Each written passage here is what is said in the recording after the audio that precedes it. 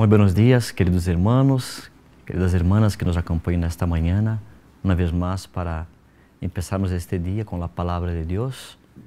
Les saludo aquí desde la Fundación Las Delicias.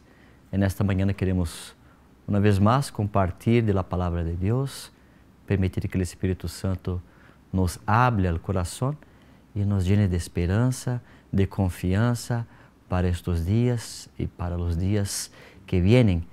Que el Señor nos ayude y nos acompañe.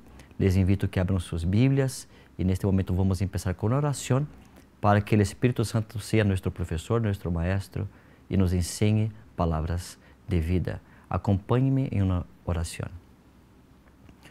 Amantísimo Padre Celestial, nuestro Dios, primeramente gracias te damos, Señor, por la vida, por la salud, por la oportunidad que tenemos de podermos todavía en tiempo de paz podemos estudiar tu santa palabra, Señor.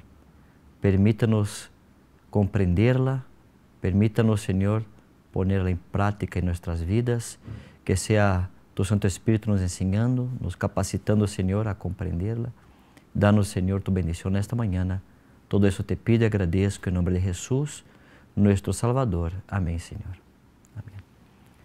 Muy bien, queridos hermanos, les invito a que abran sus Biblias en Romanos capítulo 8, versículo 1, que es nuestro versículo clave para empezar este estudio, este breve estudio que vamos a hacer sobre el vestido de bodas. Pero el versículo que encontramos para inicio está en Romanos capítulo 8, versículo 1, donde leemos así: Ahora pues, ninguna condenación hay para los que están en Cristo Jesús, los que no andan conforme a la carne, sino conforme al Espíritu. Hay una palabra muy interesante que llama atención en este versículo, que es la palabra condenación. Y cuando uno lee condenación, ¿qué viene a mente? Un juicio. Y si hay condenación, o si no hay condenación, es porque existe un juicio. Pero la palabra y la promesa es que no hay ninguna condenación para los que están en Cristo Jesús. La historia cristiana contiene várias páginas oscuras. Profesos seguidores de Cristo han hecho cosas horribles y la profecía indica que hará todavía cosas más malas por venir y que harán en nombre de Cristo antes que Él retorne. La parábola que iremos considerar esta mañana es fascinante y revela la triste verdad de que ni todos los que profesan ser seguidores de Cristo lo son en verdad. Por supuesto, ¿quién puede juzgarlos? ¿Quién puede juzgar entre los fieles y los infieles?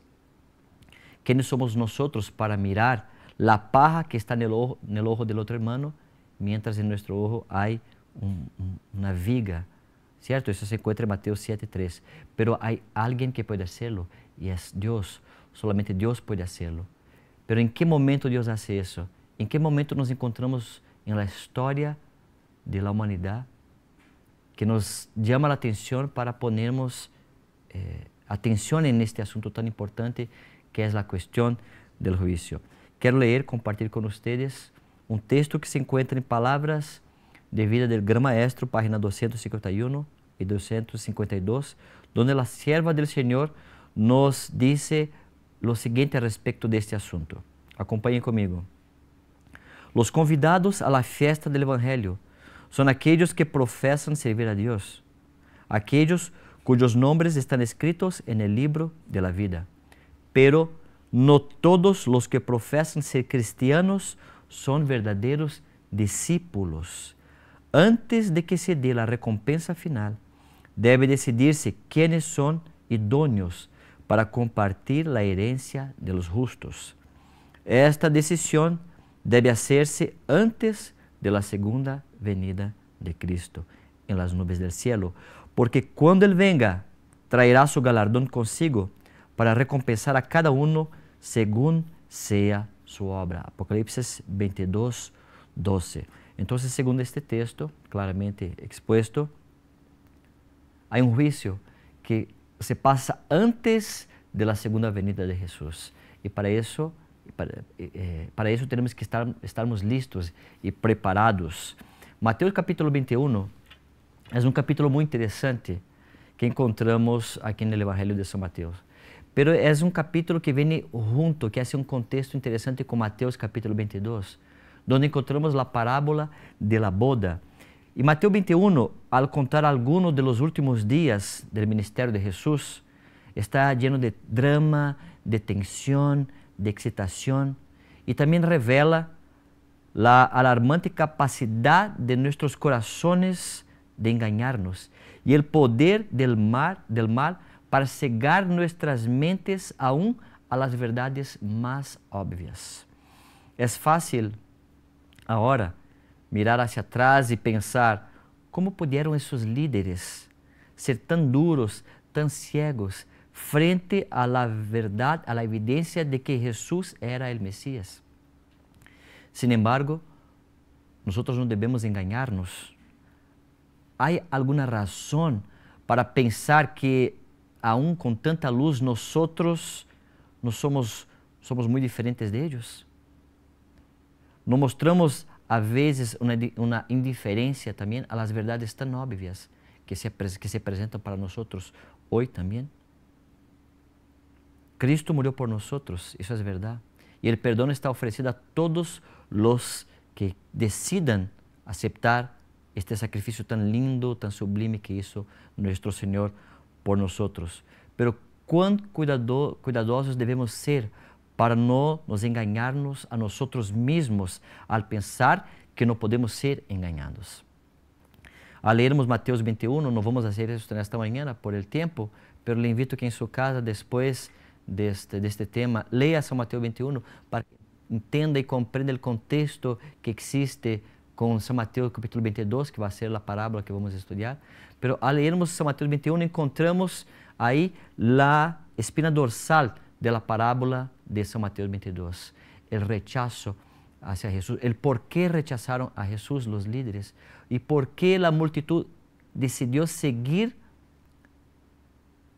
la idea de los líderes de que Jesús no era la persona apropiada para ser el Mesías que ellos tanto esperaron y aguardaron.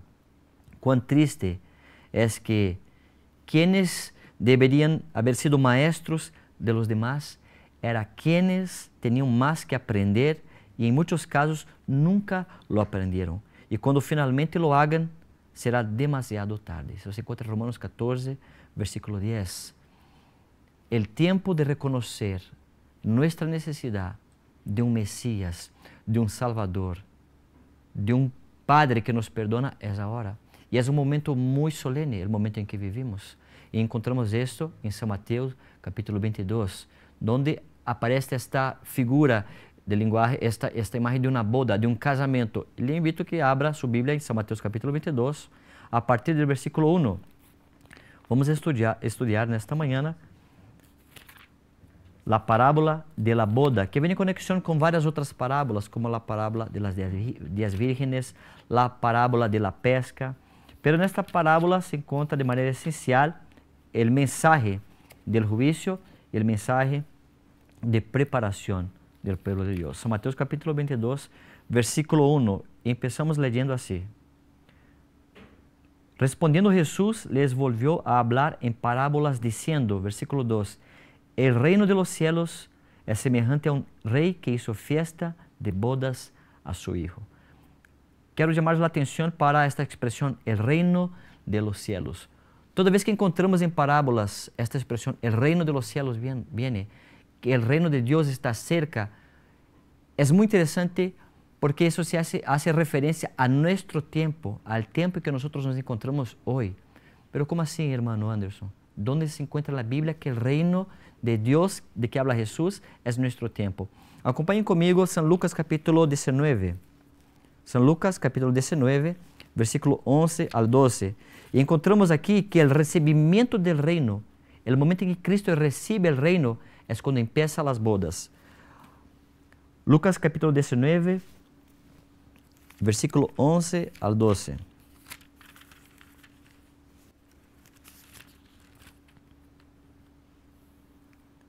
Oyendo ellos estas coisas, prosiguió Jesús y dijo una parábola por cuanto estaba cerca de Jerusalén y ellos pensaban que el reino de Dios se manifestaría inmediatamente. En este versículo encontramos los discípulos imaginando que el reino de Dios era para el tiempo de ellos. Leamos el versículo 12. Dijo pues, un hombre noble se fue a un país lejano para recibir un reino y volver. Entonces Jesús aclara que este reino viene después que este hombre fue a recibir un reino. Y cuando regresa, entonces el reino ya es de él. Pero el reino todavía no era aquí, no era en el tiempo de los discípulos. Pero era un momento en que este hombre, que este señor, este noble, se iba del país lejano para recibir este reino. Vamos todavía en Lucas capítulo 12 ahora, de versículo 35 a 37. Lucas 12, 35 al 37. Acompanhem comigo, hermanos.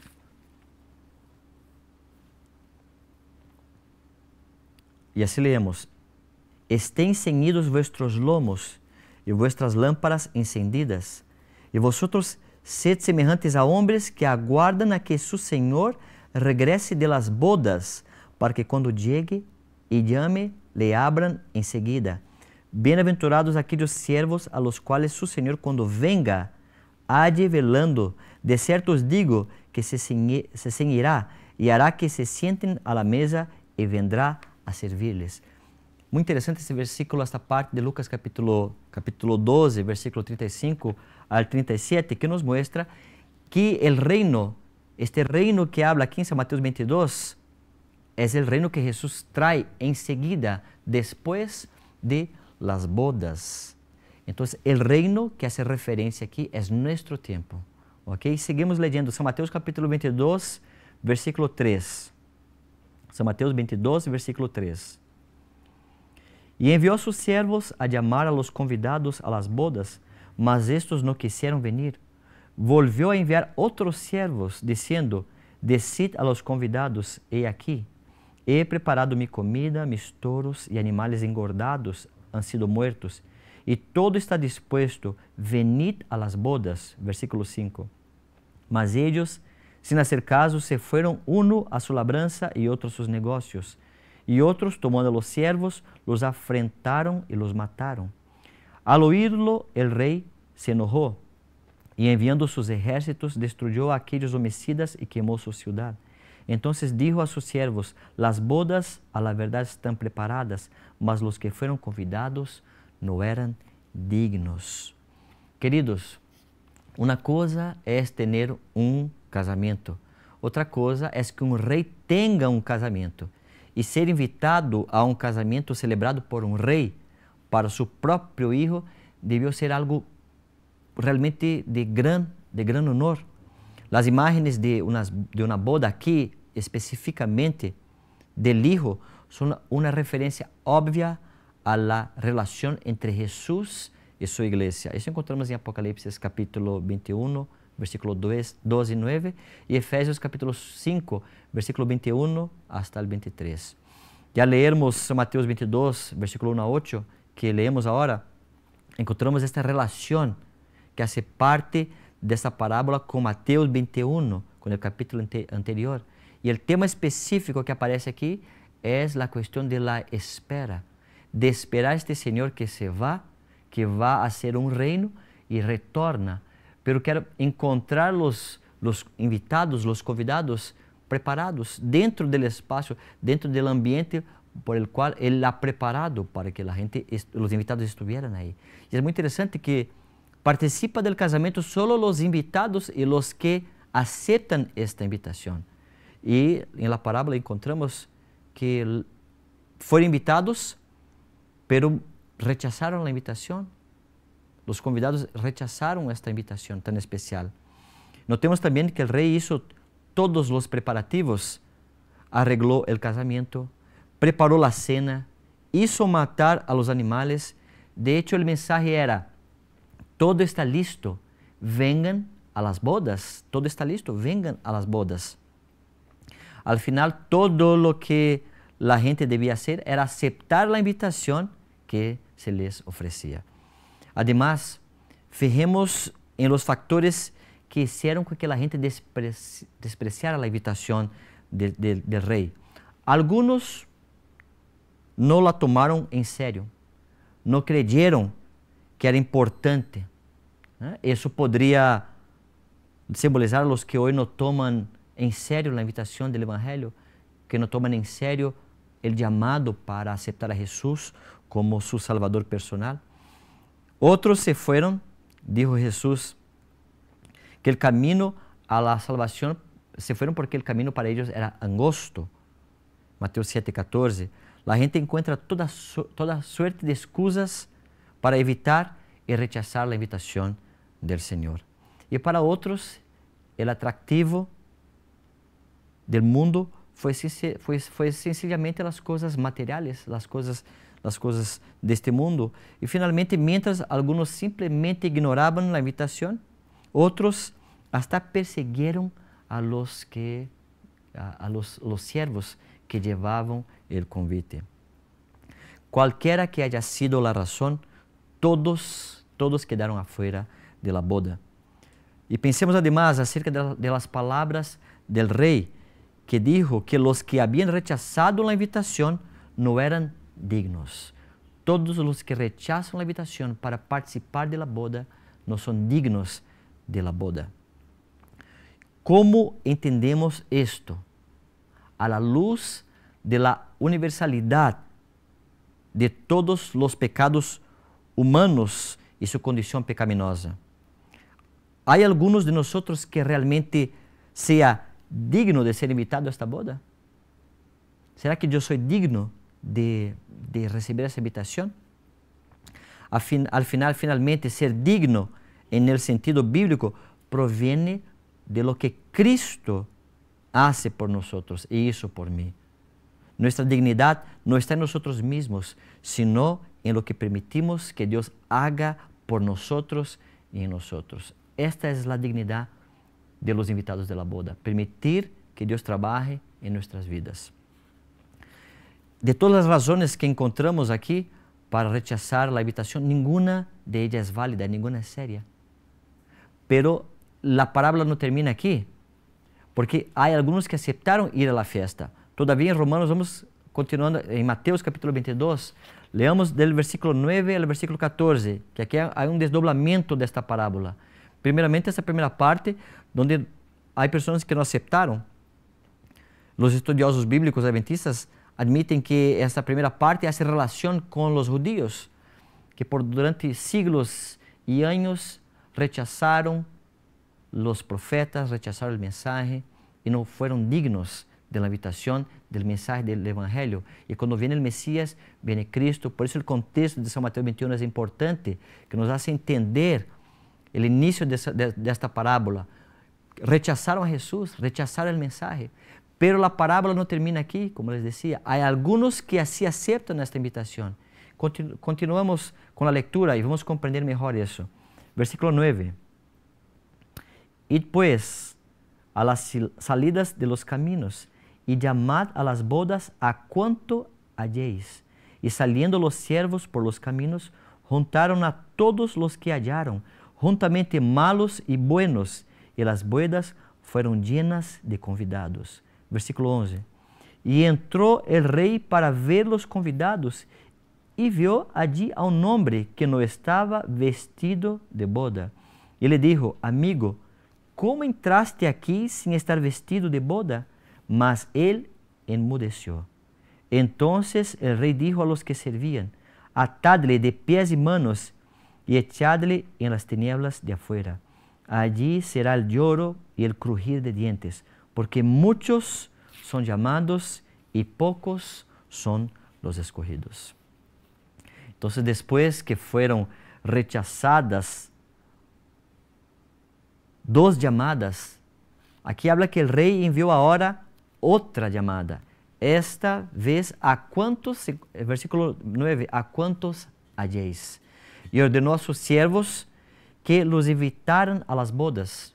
Sin embargo, esta vez la recepción fue diferente, porque de acuerdo con el texto, ellos salieron y juntaron a todos los que hallaron, conforme leemos en el versículo 10. Y al leermos el resto de la parábola, miramos que las personas que vinieron a la fiesta de bodas fueron tantos malos como buenos. Interesante esta parte. Malos y buenos llenaron la fiesta. ¿Qué significa eso? Eso es el llamado del Evangelio, que es un llamado a todos. Cualquiera que acepte el llamado del Evangelio es la invitación para la boda. Y es un llamado para los gentiles. Usted y yo fuimos un día invitados, recibimos esta invitación, este convite tan especial. Y si todavía creemos en esto, si tenemos fe que Jesús es nuestro Salvador y estamos en esta lucha de permanecer con el Señor, somos partícipes de esta boda, estamos participando de esta boda. De manera personal somos invitados y corporativamente somos la iglesia, somos la novia del Cordero. Somos parte de esta Jerusalén espiritual que el Señor está casando con ellos, está la desposando en este momento. Y permanecer en esta boda, permanecer en este recinto sagrado, es la parte especial de este mensaje. Es nuestro mensaje adventista, el mensaje del juicio investigador. Y nosotros creemos que esta boda empezó desde 1844. Pero muy pronto, hermanos, yo creo en esto, y yo sé que usted también cree, muy pronto esta boda va a terminar. Pero no termina aquí, y es lo que yo quiero que usted entienda en esta mañana, porque todavía hay la cena de las bodas del Cordero. Notemos que ya ha usted notado alguna vez que las personas más mezquinas, más egoístas, las personas más odiosas son profesos cristianos? ¿O que algunas de las personas más criticonas o hipócritas y malvadas son parte de la iglesia, del pueblo de Dios? Y que reclaman las promesas de la salvación, que profesan la certeza de la fe en Cristo Jesús. Y eso no es nada nuevo. ¿Cómo entendermos, por ejemplo, la fe de los cruzados, tan dedicados al Señor Jesús, que saquearon, despojaron a las personas que encontraban en camino a la Tierra Santa?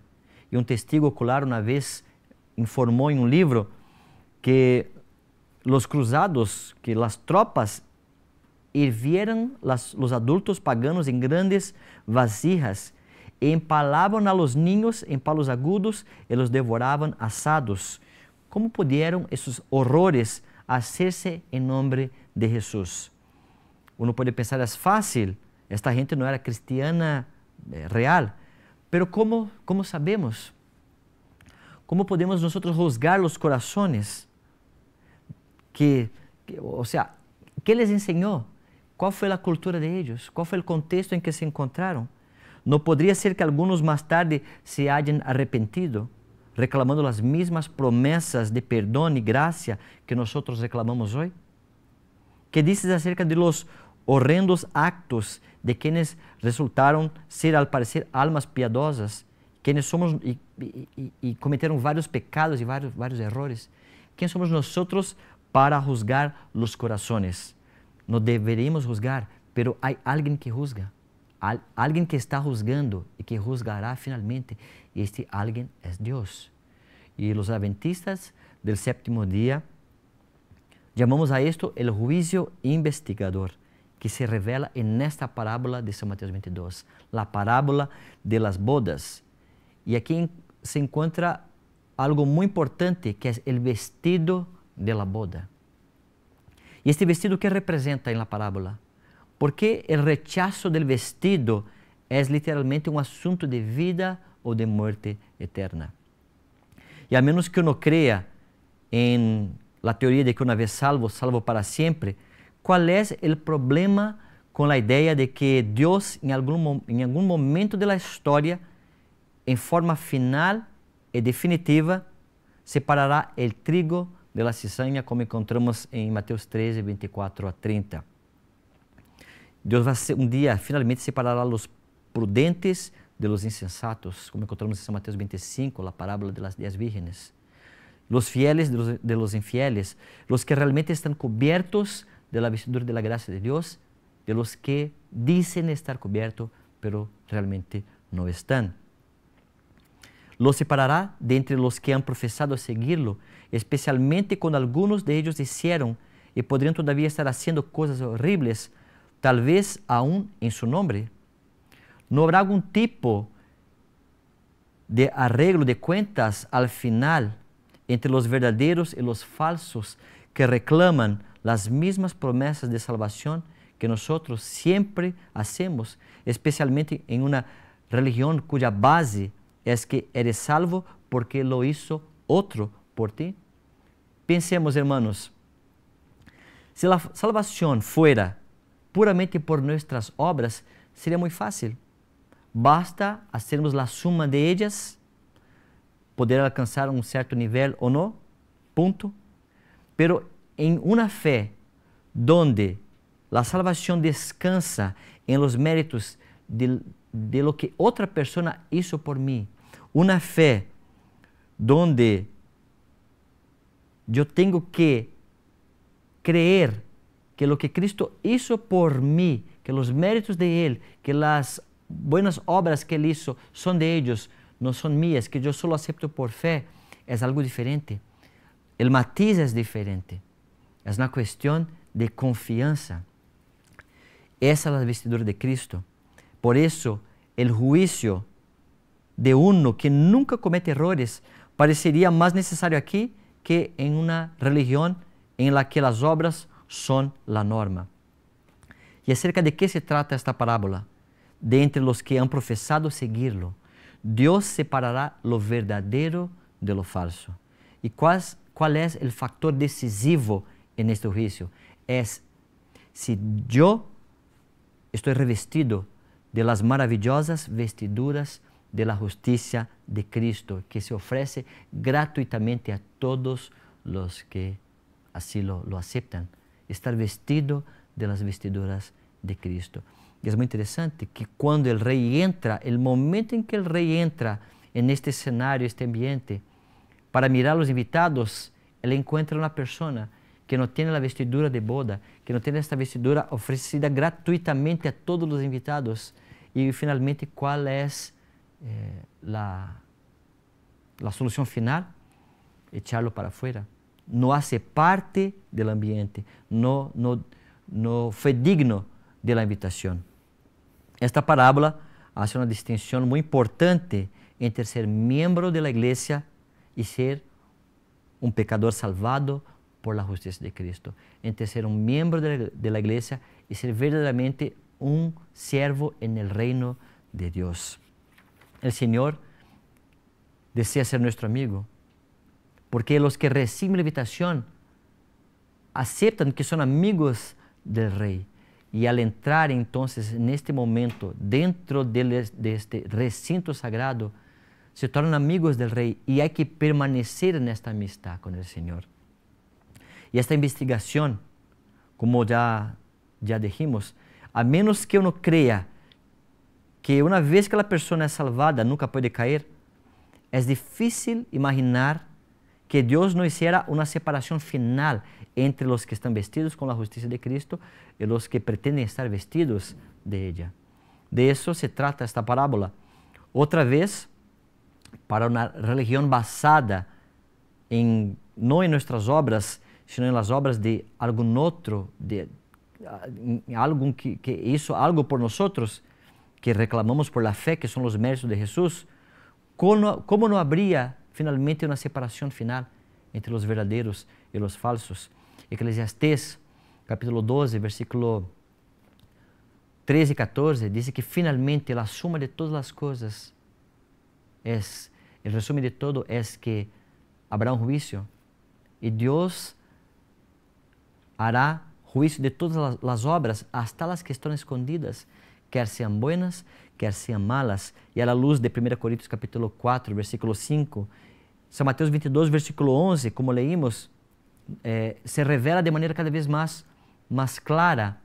El juicio se hará de manera personal con cada uno de nosotros. Y como adventistas del séptimo día, sabiendo de la gran controversia y del interés del universo entero en este gran conflicto, no solamente nosotros estamos involucrados en esto, pero el universo los ángeles, los mundos no caídos, fácilmente podemos rechazar el argumento que algunos toman ahí de 2 Timoteo capítulo 2, 19, que conoce el Señor a los que son suyos, y esta idea muchos utilizan para rechazar la idea de que existe y que de ese momento se realiza un juicio investigador en el cielo. El Señor sí conoce los suyos, pero el resto del universo no nos conoce. No sabe que nosotros somos realmente en el corazón. Por eso el Señor necesita hacer este juicio. Y eso se pasa en este momento, durante las bodas del Cordero. Y debemos recordar el cuadro grande, el interés de todo el universo en lo que está sucediendo aquí con el pecado, la rebelión, la salvación y el plan de Dios para tratar con todos de una manera abierta, justa y equitativa. La idea de un juicio presupone una investigación. Por eso, como leemos en Romanos 8, versículo 1, nuestro versículo de entrada, que ninguna condenación hay para los que están en Cristo Jesús, para los que no andan más en la carne, pero para los que están en espíritu. Para los que están en el espíritu no hay más condenación, porque están dentro del recinto sagrado, están dentro del lugar santísimo, donde se realiza este casamento espiritual, esta boda cósmica. Cristo se casando con su iglesia. Usted y yo, mi hermano, de manera corporativa somos esta iglesia, pero de manera personal estamos siendo investigados si estamos vestidos con la vestidura de justicia del Cordero. Así como en Génesis, donde la gracia de Dios predominó sobre la sentencia de la muerte, Génesis 3, versículo 15, su gracia hace lo mismo para todos los verdaderos seguidores de Jesús. Ahora, en el juicio, cuando lo necesitan más, el Señor está dispuesto. Su gracia está disponible mientras se pasa las bodas del Cordero. Y para encerrar, quiero leer aquí esta cita que encontramos en Patriarcas y Profetas, página 55, donde la sierva del Señor nos dice así: pero el plan de redención tenía un propósito todavía más amplio y profundo que el de salvar al hombre. Cristo no vino a la tierra solamente por este motivo. No vino meramente para que los habitantes de este pequeño mundo acatasen la ley de Dios como debe ser acatada, sino también vino para vindicar el carácter de Dios ante el universo. Así es. Esta es la función principal del plan de la redención: vindicar el carácter de Dios ante el universo. Y nosotros estamos en esto. Cuando recibimos la invitación, cuando aceptamos este convite y entramos en la boda y aceptamos las vestiduras que el Señor nos ofrece, finalmente esta investigación final se dará fin. Y los que permanecen, los que estén ahí, son los que finalmente van a participar de la cena de las bodas del Cordero, que es un evento aparte que se realizará allá en las mansiones celestiales con nuestro Señor. Que el Señor nos ayude, que a la luz de este mensaje, el mensaje más solemne que nosotros como pueblo adventista podemos predicar, el juicio investigador, y que eso se pase en este momento, y que cada día un nombre es sacado y un nombre permanece en este libro. Que tu nombre, hermano, y que mi nombre pueda permanecer en el libro cuando nuestro nombre sea llamado. Que la justicia de Cristo nos cubra y que esperemos siempre en los méritos del Señor, que su Santo Espíritu nos llene de gracia y que nos acompañe hasta la salvación final. Es mi oración y mi deseo en esta mañana, en nombre de Jesús. Amén. Acompáñenme en oración y cerremos con esta promesa. Nuestro Dios, nuestro Padre, alabado sea tu santo nombre, Señor. Gracias por esta invitación tan linda, tan sublime. Gracias, Señor, por el precio que ya ha pagado. Gracias por la sangre de Jesús, que nos viste, nos cubre, Señor, y nos da un carácter semejante al de tu Hijo. Acompáñanos neste día, que tus bendiciones sean verdaderas en nosotros, pero sobre todo, Señor, danos la fortaleza y la confianza de permanecermos en este recinto sagrado, en el lugar santísimo, donde se realiza, Señor, las bodas del Cordero. Ayúdanos a estarmos presentes siempre y cuando nuestro nombre for llamado, cuando llegar nuestro momento, Señor, de investigación, que Cristo sea nuestro abogado, nuestro juez y que nuestro nombre pueda permanecer en este libro sagrado.